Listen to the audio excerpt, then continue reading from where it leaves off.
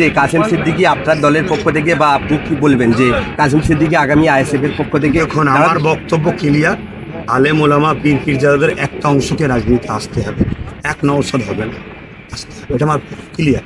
কিন্তু এসেই একটা দিল ওই স্বপ্ন দেখলে হয় না। দেখুন উনি বিজেপির সাথে যুক্ত না, উনি বিজেপিরই অংশ, নিরীহ সরল প্রাণ বাঙালি ধর্মপ্রেমিক সম্প্রীতি প্রেমিক মানুষকে বোকা বানাতে নিয়ে এসছে। আপনার বক্তব্যের মাঝে শুনলাম যুদ্ধের ঘোষণা, সত্যি? হ্যাঁ অবশ্যই, তো সংবিধানকে সামনে রেখে আমাদেরকে লড়াই করতেই হবে। তো না করলে হয় কি করে বাঁচবো, কি করে দেশে বাঁচবেন না? দেশে যদি আপনি বাঁচতে না পারেন তাহলে আপনাকে তো সংবিধান আপনাকে রাইট দিয়েছে, রাইট আপনাকে তো লড়তেই হবে, এ তো বলতে হবে। তবে কিছু উলামা আছে কি বলছি, তারা বিগত দিন থেকেও দেখে আসছে বারবার এভাবে শাসকের কাছে সামান্য কিছু বিক্রি হয়ে জাতির সঙ্গে গাদ্দারি করেছে, কিন্তু ইনারাই যে গাদ্দারি করছে দর্শক, আপনারা কয়েকদিন পূর্বে বিশেষ করে সোশ্যাল মিডিয়ায় একটি বিষয় দেখছিলেন যে পীরজাদা কাসেম সিদ্দিকী নাকি আইএসএফ এর পক্ষ থেকে কিন্তু তিনি প্রার্থী হতে চলেছেন। আজ সাঁকরাইল জেলার পরিচালনায় বা সারেঙ্গা কলাতলার এলাকায় একটি পীরজাদা আব্বাস সিদ্দিকী ওয়াকফ অ্যামেন্ডমেন্ট বিল এবং রাজ্য সরকারের বর্বরতা এবং বিজেপি সরকারের বিরুদ্ধে এক কথায় এই ওয়াকফ আন্দোলন বিরুদ্ধে ওয়াকফ আন্দোলনকে বাতিল করার জন্য একটি সভার আয়োজন হয়েছিল। সেই সভা থেকে পীরজাদা আব্বাস সিদ্দিকী তাকে আমাদের পক্ষ থেকে প্রশ্ন করা হয়েছিল যে কাসেম সিদ্দিকীর বিষয় নিয়ে তিনি কি বলছেন। সেই বিষয় নিয়ে কিন্তু পীরজাদা আব্বাস সিদ্দিকী একেবারে স্পষ্ট করে দিলেন যে আগামী দিনে শুধু কাসেম সিদ্দিকী নয়, পীরজাদা আব্বাস সিদ্দিকী বললেন যে যত আলেম সম্প্রদায় রয়েছে এবং আরো অনেক পীরজাদারা আমরা সময় খবর পাচ্ছিলাম তারা কিন্তু যে রাজনীতিতে বা আইএসএফ এর ছায়াতলে বা আইএসএফ এর ব্যানারে একেবারে লড়াই করতে চলেছে, সেই কথা কিছু একেবারে স্পষ্ট করে দিলেন পীরজাদা আব্বাস সিদ্দিকী। পীরজাদা আব্বাস সিদ্দিকী বললেন যে শুধু কাসেম সিদ্দিকী কেন, আরো যদি অন্য অন্য পীরজাদা বা আলেম সম্প্রদায় তারা যেমন ধর্মীয় বিষয়ে কাজ করবেন এবং দেশের কাজ করবেন, তার সাথে সাথে রাজনীতিতে আসাটা অবশ্যই দরকার রয়েছে। এ থেকে কিন্তু স্পষ্ট বোঝা গেল পীরজাদা কাসেম সিদ্দিকী আগামী দিনে আইএসএফ লড়াই করতে চলেছে। শুধু পীরজাদা কাসেম সিদ্দিকী নয়, সূত্র মারফত যেমন খবর পাওয়া যাচ্ছে অনেক পীরজাদার নাম উঠে আসছে, তারা কিন্তু আইএসএফ লড়াই করতে চলেছে। এবং আগামী মুখ্যমন্ত্রী মমতা বন্দ্যোপাধ্যায় ইতিপূর্বে বলেছিল যে মুসলিমদের জন্য আমি যথেষ্ট, কিন্তু মুখ্যমন্ত্রী মমতা বন্দ্যোপাধ্যায় কয়েকদিন পূর্বে যে ওয়াকফের বিরুদ্ধে যে বললেন যে ওয়াকফ নিয়ে আপনারা বেশি গুলাগুলি করবেন, এখান থেকে কি পুরো স্পষ্ট বোঝা যাচ্ছে মুখ্যমন্ত্রী মমতা বন্দ্যোপাধ্যায় ইনডাইরেক্টলি বিজেপির সাথে যুক্ত রয়েছে? দেখুন উনি বিজেপির সাথে যুক্ত না, উনি এটা বিজেপিরই অংশ, নিরীহ সরল প্রাণ বাঙালি ধর্মপ্রেমিক সম্প্রীতি প্রেমিক মানুষকে বোকা বানাতে নিয়ে এসছে। শিক্ষা স্বাস্থ্য কর্মসংস্থান বাংলা শেষ করে দিয়েছে। কিন্তু মুসলমানদের জন্য আমি যথেষ্ট বলেছিলেন, যখন মুসলমানরা যখন এই কথাটাকে মেনে নিয়েছে তখনই মুসলমান জানতে হবে আমরা ধ্বংস। কেন আমাদের জন্য যথেষ্ট একমাত্র আল্লাহ রসুল, দ্বিতীয় কেউ আমাদের জন্য যথেষ্ট না, সব ধান্দাবাজ। এটা আমাদের মাথায় রাখা দরকার ছিল।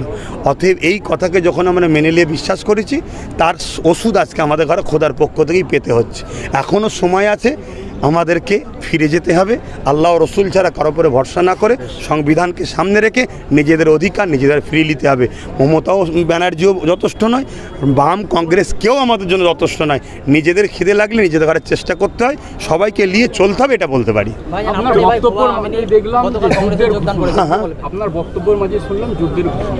হ্যাঁ অবশ্যই, তো সংবিধানকে সামনে রেখে আমাদেরকে লড়াই করতেই হবে। তো না করলে হয় কি করে বাঁচবো, কি করে দেশে বাঁচবেন না? দেশে যদি আপনি বাঁচতে না পারেন তাহলে আপনাকে তো সংবিধান আপনাকে রাইট দিয়েছে, রাইট আপনাকে তো লড়তেই হবে, এ তো করতে হবে। ইতিপূর্বে আমরা দেখছিলাম ওয়াকফ নিয়ে আন্দোলন করছিল কামরুজ্জামান সাহেব, এবং তাছাড়াও ফুরফুরা শরীফের আরও অনেকজন ছিল এবং অনেক আলেম সম্প্রদায় ছিল। এবং আমরা সূত্র মারফত খবর পাচ্ছি এবং ডাইরেক্টলিও দেখছি যে আগামী নির্বাচনে তারা কিন্তু শাসক দলের পক্ষ থেকে অফার পেয়েছে যে বা বিভিন্ন রাজনৈতিক দলের পক্ষ থেকে অফার পেয়েছে যে তাদেরকে সিট অফার করা হয়েছে। সেই কারণেই তারা আজকে ওয়াকফের আন্দোলনকে স্তব্ধ করে দিয়েছে বা ঠান্ডা করে দিয়েছে। এই বিষয় নিয়ে দেখুন, আমি আগে থেকে তো সন্দেহ করতে পারি না, কেন আমি যে ইমানদার, আমার নবী এটা করতে নিষেধ করেছে। আমরা যাই করি হুজুরকে ফলো করি। তবে কিছু উলামা আছে, ওনাদেরকেই বলছিনি, তারা বিগত দিন থেকেও দেখে আসছে বারবার এভাবে শাসকের কাছে সামান্য কিছু বিক্রি হয়ে জাতির সঙ্গে গাদ্দারি করেছে। কিন্তু ইনারাই যে গাদ্দারি করছে, অকাপ বন্ধ করেছে, এটা আমি নির্দিষ্টভাবে বলতে পারছি না। কেন যতক্ষণ না ওনারা সেই জায়গায় পৌঁছাচ্ছে ততক্ষণ এ কথা বলা আমার জন্য, আমার রসুল নিষেধ করেছে, আমি বলতে পারবো না। যা খুব কষ্ট হচ্ছে গরমে, আমি দুঃখিত। আরেকটা লাস্ট, আমরা দেখেছিলাম ভাঙড়ে আইএসএফ টিভি মাধ্যম দিয়ে পীরজাদা কাসেম সিদ্দিকী তাকে প্রশ্ন করা হয়েছিল যে আমরা সূত্র মারফত বা বিভিন্ন নেতার থেকে খবর পাচ্ছি যে আপনি নাকি নওশাদ সিদ্দিকীর বিরুদ্ধে ভাঙড় থেকে প্রার্থী হতে চলেছেন। সেই বিষয়ে তখন কাসেম সিদ্দিকী বলে, দেখুন আমার একটি ভাই তিনি ভাঙড় থেকে দাঁড়াচ্ছে এবং আমি যদি ক্যানিং পূর্ব থেকে বা নাম না করে আর অপর ভাই যদি ক্যানিং পূর্ব থেকে দাঁড়ায় তাহলে ক্যানিং পূর্বের মানুষ কিন্তু অক্সিজেন পেয়ে যাবে। সেই বিষয় নিয়ে আপনি বলেছেন যদি তারা চায় আমার সাথে যোগাযোগ করবেন। এবং আপনার চাচা যান ইব্রাহিম সিদ্দিকী, তিনি বলেছেন যদি নওশাদ সিদ্দিকী প্রার্থী হিসাবে না গ্রহণ করে বা সিট না দেয় তাহলে আমি দেব। তো আপনার কি মনে হচ্ছে যে কাসেম সিদ্দিকী আপনার দলের পক্ষ থেকে, বা আপনি কি বলবেন যে কাসেম সিদ্দিকী আগামী আইএসএফের পক্ষ থেকে? দেখুন, আমার বক্তব্য ক্লিয়ার। আলেম ওলামা পীরজাদাদের একটা অংশকে রাজনীতিতে আসতে হবে, এক নওশাদ হবে না, আসতে হবে, এটা আমার ক্লিয়ার। কিন্তু এসেই এক কাঁদি লোভে স্বপ্ন দেখলে হয় না, আসতে হবে, দল করতে হবে, মার খেতে হবে, কর্মী তৈরি করতে হবে, কর্মীর সঙ্গে মিশতে হবে, আন্দোলন করতে হবে। আজকে হাজার হাজার কেস হয়ে গেল, এতদিন ধরে যারা মার খেলো, কথা বুঝে আসছে, তাদেরও তো একটা স্বপ্ন আছে, তাদেরও তো মতামত নিতে হবে। এখন আমি নওশাদের বড় দাদা, আমি কোনো দিন কিছু করিনি, আমি যদি এই জায়গায় আমায় দিতে হবে, এটা ওই অন্য জায়গায় হয়, একটাই পোস্ট, বাকি সব ল্যাম্প পোস্ট। তবে আমি ওয়েলকাম জানাবো প্রত্যেকটা আলেম ওলামা পীরজাদাদেরকে যে একদল মানুষ ধর্ম প্রচার করবে, একদল মানুষ চিকিৎসার প্রয়োজন আছে, লয়ার প্রয়োজন আছে, আবার একদল আলেমকে রাজনীতিতে আগিয়ে আসতে হবে। কারণ আলেমদের অন্তরে আল্লাহর ভয় আছে, আল্লাহর ভয় যার অন্তরে আছে সে কখন প্রজাদেরকে লুটবে না, ঝাড়বে না, এই 26,000 চাকরি তাদের দ্বারা ঘটবে না। এই জন্য আসা তো দরকার। যদি ভাইরা আসে ইমিডিয়েটলি আসুক, একটা বছর এখনও সময় আছে, কাজ করুক। অবশ্যই আমরা তো চাইছি মানুষের জন্য সবাই এগিয়ে আসুক। ধন্যবাদ, ভালো থাকেন। যে কাসেম সিদ্দিকী আপনার দলের পক্ষ থেকে, বা আপনি কি বলবেন যে কাসেম সিদ্দিকী আগামী আইএসএফ এর পক্ষ থেকে? এখন আমার বক্তব্য ক্লিয়ার। আলেম ওলামা পীরজাদাদের একটা অংশকে রাজনীতিতে আসতে হবে, এক নওশাদ হবে না, আসতে হবে, এটা আমার ক্লিয়ার। কিন্তু এসেই এক কাঁদি লোভে স্বপ্ন দেখলে হয় না। দেখুন, উনি বিজেপির সাথে যুক্ত না, উনি বিজেপিরই অংশ, নিরীহ সরল প্রাণ বাঙালি ধর্মপ্রেমিক সম্প্রীতি প্রেমিক মানুষকে বোকা বানাতে নিয়ে এসছে। ঘোষণা, আপনার বক্তব্যের মাঝে শুনলাম যুদ্ধের ঘোষণা, সত্যি? হ্যাঁ, অবশ্যই তো। সংবিধানকে সামনে রেখে আমাদেরকে লড়াই করতেই হবে। তো না করলে হয় কি করে বাঁচবো, কি করে? দেশে বাঁচবেন না। দেশে যদি আপনি বাঁচতে না পারেন তাহলে আপনাকে তো সংবিধান আপনাকে রাইট দিয়েছে, রাইট আপনাকে তো লড়তেই হবে, এ তো বলতে হবে। তবে কিছু উলামা আছে, কি বলছি, তারা বিগত দিন থেকেও দেখে আসছে বারবার এভাবে শাসকের কাছে সামান্য কিছু বিক্রি হয়ে জাতির সঙ্গে গাদ্দারি করেছে। কিন্তু ইনারাই যে গাদ্দারি করছে, একটু উপরের দিকে চলে। দর্শক, আপনারা কয়েকদিন পূর্বে বিশেষ করে সোশ্যাল মিডিয়ায় একটি বিষয় দেখছিলেন যে পীরজাদা কাসেম সিদ্দিকী নাকি আইএসএফ এর পক্ষ থেকে কিন্তু তিনি প্রার্থী হতে চলেছেন।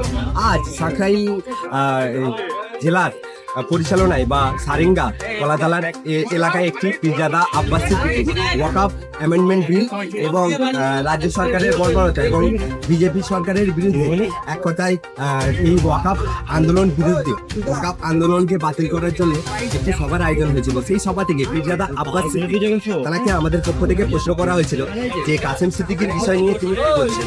সেই বিষয় নিয়ে কিন্তু পীরজাদা আব্বাস সিদ্দিকী একেবারে স্পষ্ট করে দিলেন যে আগামী দিনে শুধু কাসেম সিদ্দিকী নয়, পীরজাদা আব্বাস সিদ্দিকী বললেন যে যত আলেম সম্প্রদায় রয়েছে এবং আরো অনেক পীরজাদারা আমরা সময় খবর পাচ্ছিলাম তারা কিন্তু যে রাজনীতিতে বা আইএসএফ এর ছায়াতলে বা আইএসএফ এর ব্যানারে একেবারে লড়াই করতে চলেছে।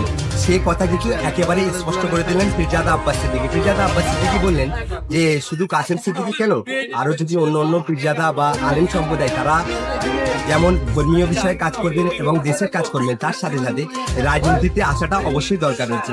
এ থেকে কিন্তু স্পষ্ট বোঝা গেল পীরজাদা কাসেম সিদ্দিকী আগামী দিনে আইএসএফ লড়াই করতে চলেছে। শুধু পীরজাদা কাসেম সিদ্দিকী নয়, সূত্র মারফত যেমন খবর পাওয়া যাচ্ছে অনেক পীরজাদার নাম উঠে আসছে, তারা কিন্তু আইএসএফ লড়াই করতে চলেছে।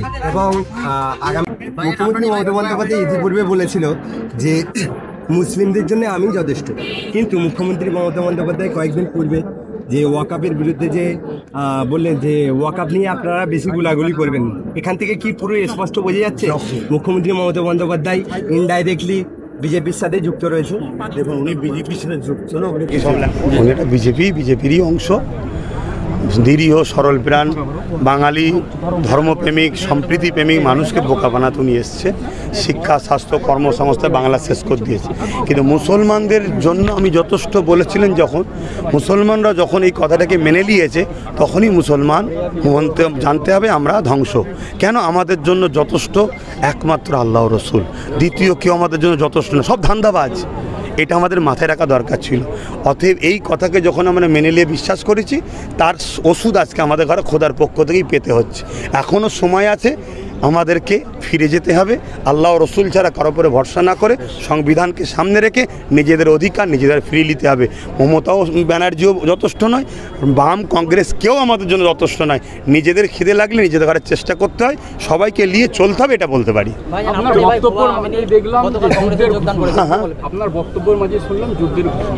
হ্যাঁ, অবশ্যই তো সংবিধানকে সামনে রেখে আমাদেরকে লড়াই করতেই হবে। তো না করলে হয় কী করে? বাঁচবো কী করে? দেশে বাঁচবেন না? দেশে যদি আপনি বাঁচতে না পারেন, তাহলে আপনাকে তো সংবিধান আপনাকে রাইট দিয়েছে, রাইট আপনাকে তো লড়তেই হবে, এ তো করতে হবে। ইতিপূর্বে আমরা দেখছিলাম ওয়াকাপ নিয়ে আন্দোলন করছিল কামরুজ্জামান সাহেব, এবং তাছাড়াও ফুরফুরা শরীফের আরও অনেকজন ছিল এবং অনেক আলেম সম্প্রদায় ছিল। এবং আমরা সূত্র মারফত খবর পাচ্ছি এবং ডাইরেক্টলিও দেখছি যে আগামী নির্বাচনে তারা কিন্তু শাসক দলের পক্ষ থেকে অফার পেয়েছে, যে বা বিভিন্ন রাজনৈতিক দলের পক্ষ থেকে অফার পেয়েছে যে তাদেরকে সিট অফার করা হয়েছে। সেই কারণেই তারা আজকে ওয়াকাপের আন্দোলনকে স্তব্ধ করে দিয়েছে বা ঠান্ডা করে দিয়েছে। এই বিষয় নিয়ে দেখুন, আমি আগে থেকে তো সন্দেহ করতে পারি না, কেন আমি যে ইমানদার, আমার নবী এটা করতে নিষেধ করেছে। আমরা যাই করি হুজুরকে ফলো করি। তবে কিছু উলামা আছে, ওনাদেরকেই বলছিনি, তারা বিগত দিন থেকেও দেখে আসছি বারবার এভাবে শাসকের কাছে সামান্য কিছু বিক্রি হয়ে জাতির সঙ্গে গাদ্দারি করেছে। কিন্তু ইনারাই যে গাদ্দারি করছে, ওয়াকাপ বন্ধ করেছে, এটা আমি নির্দিষ্টভাবে বলতে পারছি না। কেন? যতক্ষণ না ওনারা সেই জায়গায় পৌঁছাচ্ছে ততক্ষণ এ কথা বলা আমার জন্য, আমার রসুল নিষেধ করেছে, আমি বলতে পারবো না। যা খুব কষ্ট হচ্ছে গরমে, আমি দুঃখিত। আরেকটা লাস্ট, আমরা দেখেছিলাম ভাঙড়ে আইএসএফ টিভি মাধ্যম দিয়ে পীরজাদা কাসেম সিদ্দিকী তাকে প্রশ্ন করা হয়েছিল যে আমরা সূত্র মারফত বা বিভিন্ন নেতার থেকে খবর পাচ্ছি যে আপনি নাকি নওশাদ সিদ্দিকীর বিরুদ্ধে ভাঙড় থেকে প্রার্থী হতে চলেছেন। সেই বিষয়ে তখন কাসেম সিদ্দিকী বলে, দেখুন আমার একটি ভাই তিনি ভাঙড় থেকে দাঁড়াচ্ছে, এবং আমি যদি ক্যানিং পূর্ব থেকে বা নাম না করে আর অপর ভাই যদি ক্যানিং পূর্ব থেকে দাঁড়ায়, তাহলে ক্যানিং পূর্বের মানুষ কিন্তু অক্সিজেন পেয়ে যাবে। সেই বিষয় নিয়ে আপনি বলেছেন যদি তারা চায় আমার সাথে যোগাযোগ করবেন। এবং আপনার চাচা যান ইব্রাহিম সিদ্দিকী, তিনি বলেছেন যদি নওশাদ সিদ্দিকী প্রার্থী হিসাবে না গ্রহণ করে বা সিট না দেয়, তাহলে আমি দেব। তো আপনার কি মনে হচ্ছে যে কাসেম সিদ্দিকী আপনার দলের পক্ষ থেকে, বা আপনি কি বলবেন যে কাসেম সিদ্দিকী আগামী আইএসএফের পক্ষ থেকে? দেখুন, আমার বক্তব্য ক্লিয়ার। আলেম ওলামা পীরজাদাদের একটা অংশকে রাজনীতিতে আসতে হবে, এক নওশাদ হবে না, আসতে হবে, এটা আমার ক্লিয়ার। কিন্তু এসেই এক কাঁদি লোভে স্বপ্ন দেখলে হয় না, আসতে হবে, দল করতে হবে, মার খেতে হবে, কর্মী তৈরি করতে হবে, কর্মীর সঙ্গে মিশতে হবে, আন্দোলন করতে হবে। আজকে হাজার হাজার কেস হয়ে গেল, এতদিন ধরে যারা মার খেলো, কথা বুঝে আসছে, তাদেরও তো একটা স্বপ্ন আছে, তাদেরও তো মতামত নিতে হবে। এখন আমি নওশাদের বড় দাদা, আমি কোনো দিন কিছু করিনি, আমি যদি এই জায়গায় আমায় দিতে হবে, এটা ওই অন্য জায়গায় হয়, একটাই পোস্ট, বাকি সব ল্যাম্প পোস্ট।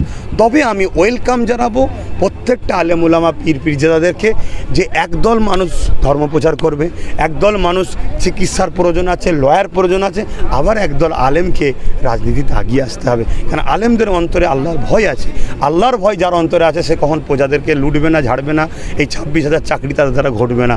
এই জন্য আসা তো দরকার। যদি ভাইরা আসে ইমিডিয়েটলি আসুক, একটা বছর এখনো সময় আছে, কাজ করুক। অবশ্যই আমরা তো চাইছি মানুষের জন্য সবাই এগিয়ে আসুক। ধন্যবাদ, ভালো থাকেন।